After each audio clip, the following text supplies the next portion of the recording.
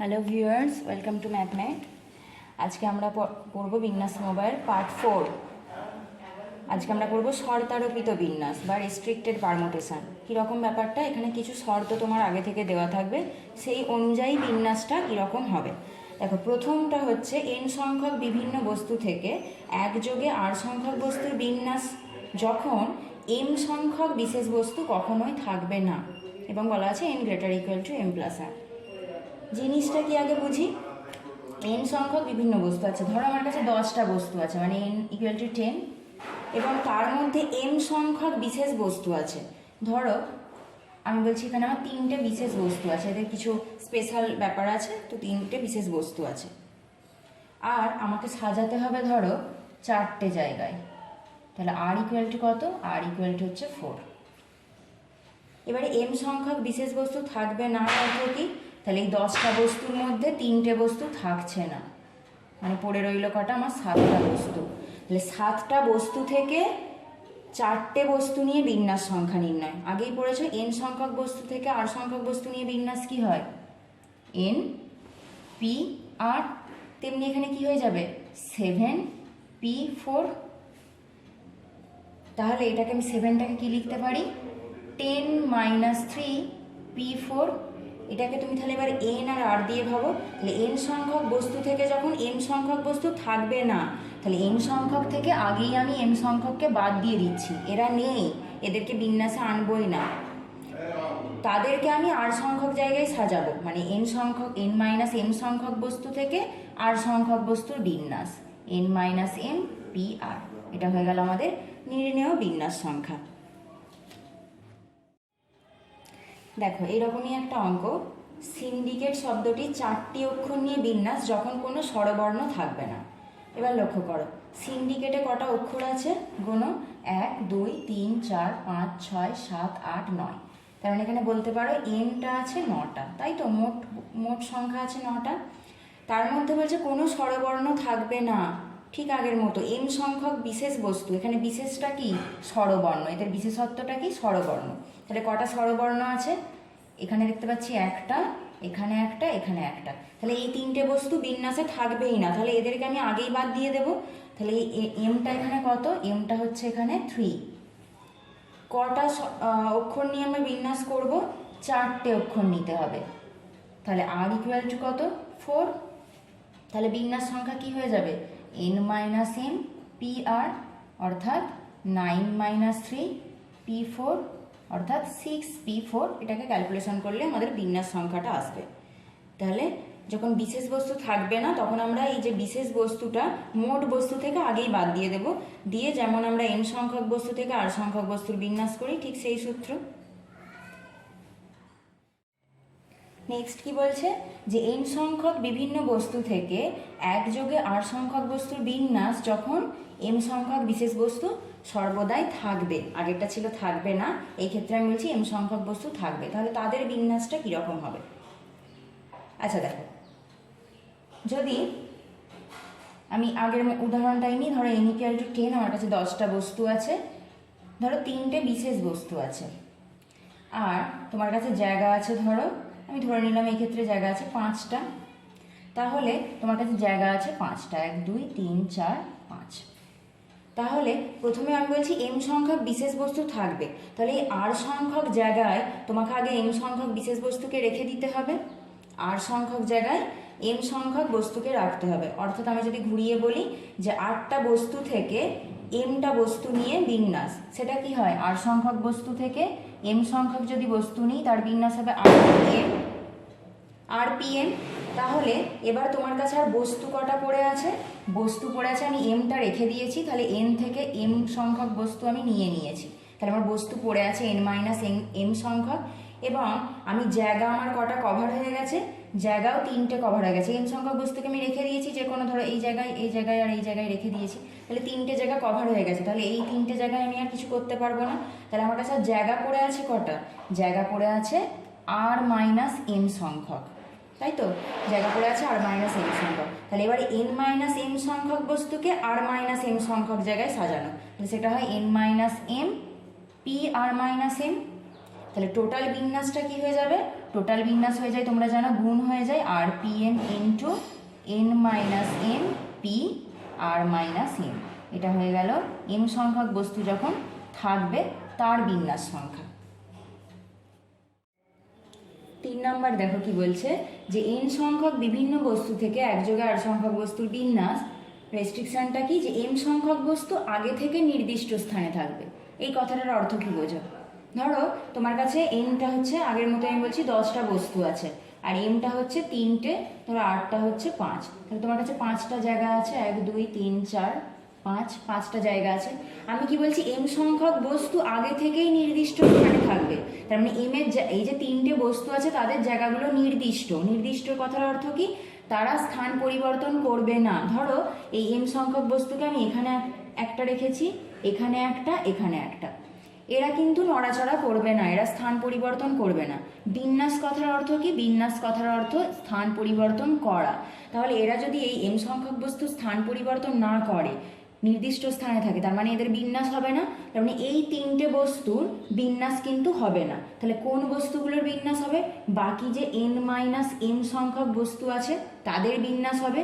তারা কটা জায়গায় বসতে পারবে? 3টে জায়গা অলরেডি আমি নিয়েছি আর আমার কাছে পড়ে আছে 2টো জায়গা। তাহলে আমি বলতে পারি, বা তুমি যদি প্রথমে এখান থেকে ভাবো, ধরো 10টা বস্তু থেকে তুমি 3টে বস্তুর বিন্যাস হবে না, তাহলে তোমার কাছে পড়ে আছে 7টা বস্তু, তাদের বিন্যাস হবে, এই 7টা বস্তুর বিন্যাস হবে। আর জায়গা তোমার 3টে কভার হয়ে গেছে, মোট জায়গা ছিল 5টা, তাহলে আর জায়গা পড়ে আছে কত? 5 মাইনাস 3 সমান 2টো, তাহলে বিন্যাস হয়ে যাবে 7p2 npr এর মতো। তাহলে এটাকে আমরা বলতে পারি n minus M P R minus M. N সংখ্যক বস্তু থেকে এম সংখ্যক বস্তু আমি আগেই বাদ দিয়ে দেবো কারণ তারা নির্দিষ্ট স্থানে আছে, এবং আমার কাছে জায়গা যেহেতু এম সংখ্যক জায়গা আমার কভার হয়ে গেছে তাই আর মাইনাস এম সংখ্যক জায়গা পড়ে আছে, এবং শুধুমাত্র এই জিনিসগুলোরই বিন্যাস হবে, বাকি এম বস্তুগুলোর বিন্যাস হবে না যেহেতু তারা স্থান পরিবর্তন করছে না। আর বিন্যাস কথার অর্থই হচ্ছে স্থান পরিবর্তন করা। তাহলে নির্ণয় বিন্যাস সংখ্যা হবে N minus M P R minus M. এইরকম যদি আমি একটা উদাহরণ বলি, এরকম যদি একটা অঙ্ক করি কীরকম হবে? ধরো আমি একটা বারের নাম লিখলাম সানডে। আমি বলছি এই সানডে শব্দটির বিন্যাস করো যেখানে এই এসটা প্রথমে থাকবে আর ওয়াইটা শেষে থাকবে, মানে এদের জায়গাটা হচ্ছে ফিক্সড। এদের অক্ষরগুলি নিয়ে আমি বিন্যাস করতে বলছি। তাহলে টোটাল অক্ষর কটা আছে? 1 2 3 4 5 6, তাহলে 1 2 3 4 5 6। আমি বলছি রেস্ট্রিকশানটা কি দিচ্ছি? এস আর ওয়াই নির্দিষ্ট স্থানে থাকবে। যেমন বলছিলাম এম সংখ্যক বস্তু আগে থেকেই নির্দিষ্ট স্থানে আছে, এখানেও ঠিক তাই। এস প্রথমে থাকবে, ওয়াই শেষে থাকবে, এদের নড়াচড়া হবে না, এরা স্থান পরিবর্তন করবে না। তাহলে এদের বিন্যাসও হবে না, এদেরকে নিয়ে আমার ভাবার দরকার নেই। বাকি অক্ষর কে কে পড়ে আছে? বাকি আর 4টি অক্ষর আছে আর 4টি জায়গা আছে। 4টি অক্ষর আর 4টি জায়গা, তাদের বিন্যাস কেমন হয়? 4 ফ্যাক্টোরিয়াল। তাহলে এদের বিন্যাস কি হয়ে যাবে? 4 ফ্যাক্টোরিয়াল।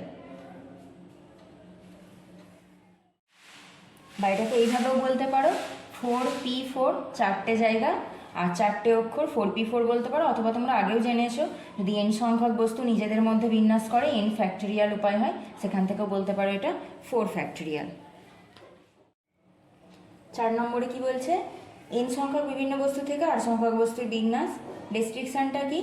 এম সংখ্যক বস্তু আগে থেকে নির্দিষ্ট স্থানে যে কোনো ক্রমে থাকবে।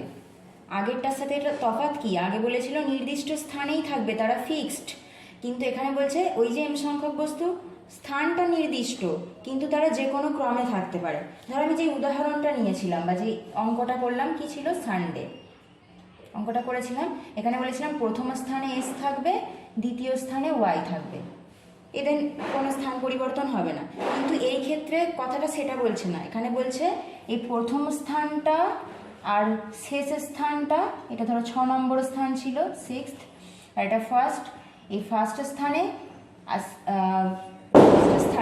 এস আর ওয়াইয়ের জন্য নির্দিষ্ট, কিন্তু এখানে এস থাকতে পারে অথবা ওয়াই থাকতে পারে, এখানে ওয়াই থাকতে পারে অথবা এস থাকতে পারে, মানে এখানেই এস থাকবে এখানেই ওয়াই থাকবে আমি বলছি না, এদের জায়গাটা নির্দিষ্ট। এস আর ওয়াই এখানে থাকতে পারে, এস আর ওয়াই এখানে থাকতে পারে, কিন্তু যে কোনো ক্রমে থাকতে পারে। তাহলে এবার তোমরাই বলো এই জায়গাটা মানে এই দুটো জায়গার জন্য কত উপায়ে এরা বিন্যস্ত হচ্ছে?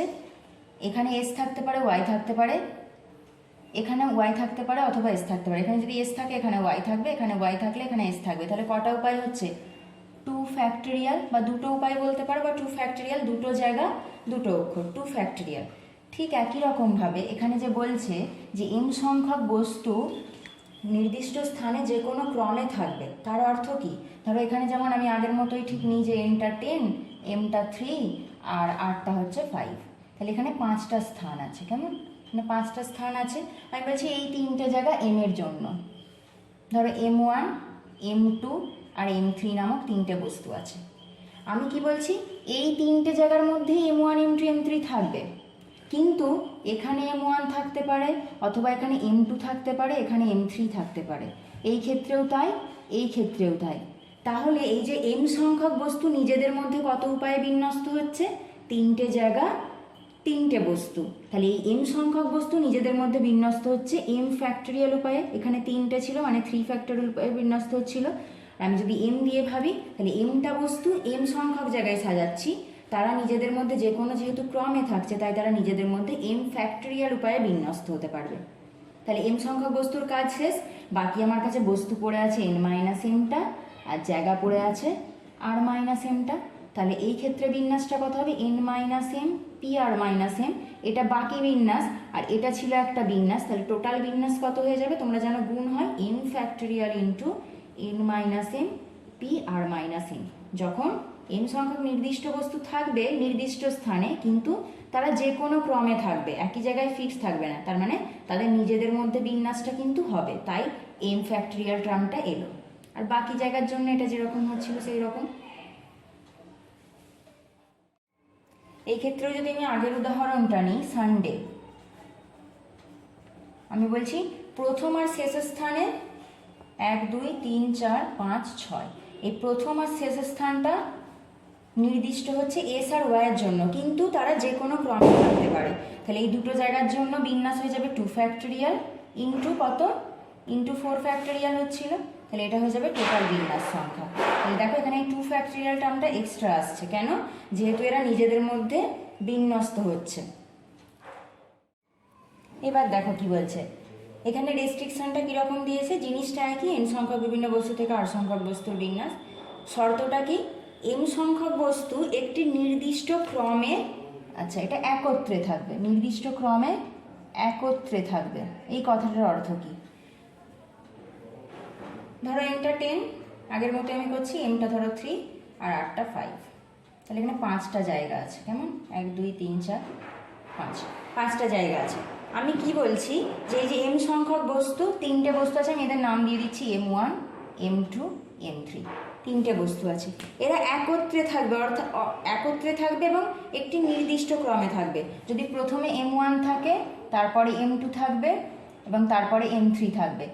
এরা এইভাবেই থাকবে, যেই জায়গাতেই থাক এরা তিনজনে এইভাবেই থাকবে, প্রথমে M1, তারপরে M2, তারপরে M3।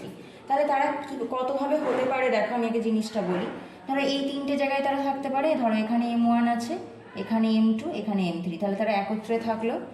কি শুরুটা এখান থেকেও হতে পারতো, এখানে M1 মানে দ্বিতীয় স্থানে M1 থাকলে এখানে থাকতো M2, এখানে থাকতো M3, এটা হতে পারতো। অথবা এটাও হতে পারতো M1, M2, M3, এই 3ভাবে তারা থাকতে পারতো। কত উপায়ে থাকতে পারতো? 3টে উপায়। দেখতেই পাচ্ছ, হয় প্রথম 3টে স্থানে থাকবে, নাহলে দ্বিতীয় থেকে এই চতুর্থ পর্যন্ত, অথবা তৃতীয় থেকে পঞ্চম পর্যন্ত।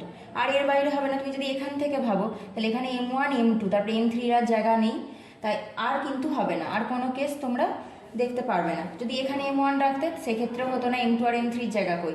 এরা তিনজনে এইভাবে পরপর একত্রে থাকবে, এই কথাটা বলেছে। তাহলে এই উপায়টা কত হচ্ছে? এটা দেখতে পাচ্ছ 3টে উপায় হলো, এইটা 3টে উপায় হলো, 3টে উপায় হলো। আর বাকি তোমার ঠিক একইভাবে 10টা থেকে 3টে বস্তু নিয়ে নিয়েছি, পড়ে আছে 7টা বস্তু, জায়গা ছিল 5টা, তার মধ্যে 3টে কভার করে নিয়েছি। তাহলে 7p2, এটা হয়ে গেল এদের বিন্যাস সংখ্যা। এটাকে n m আর r দিয়ে কীভাবে লিখবো? দেখো 3টাকে আমি লিখতে পারি এরকম, 5 মাইনাস 3 প্লাস 1, আর এটা ছিল, এটা জানো n-m, এটা আমি আর লিখছি না, আমি এই জিনিসটাকে লিখছি। যে 3টাকে কীভাবে লিখছি দেখো এই টোটাল যটা জায়গা ছিল, টোটাল জায়গা ছিল 8টা, মাইনাস করে দিলাম যটা স্পেশাল বস্তু ছিল, যটা এম সংখ্যক বস্তু, তাহলে আর মাইনাস এম। দেখো এখানে 5 মাইনাস 3 করলে 2 হচ্ছে, কিন্তু আমার এখানে উপায় কটা, 3টে, তাহলে +1, তাহলে আর মাইনাস এম +1 ইন্টু ঠিক আগের মতো N minus M P R minus M বাকি বস্তুগুলোর জন্য। এটা হয়ে গেল টোটাল বিন্যাস সংখ্যা, যখন এরা নির্দিষ্ট ক্রমে একত্রে থাকবে, নির্দিষ্ট ক্রমে এবং একত্রে, এই কথাটা অবশ্যই লক্ষ্য করবে। তাহলে সেটার বিন্যাস কি হবে, R minus M +1 into N minus M P R minus M. তুমি এটাকে আরও বস্তু দিয়ে ভাবতে পারো যদি এই জায়গাটা প্রবলেম হয়। দেখো আমি আর একটা বলছি, ধরো এই ক্ষেত্রে আমি আর একটু বাড়িয়ে দিচ্ছি এটা। ধরো আমার কাছে আর আছে 7টা,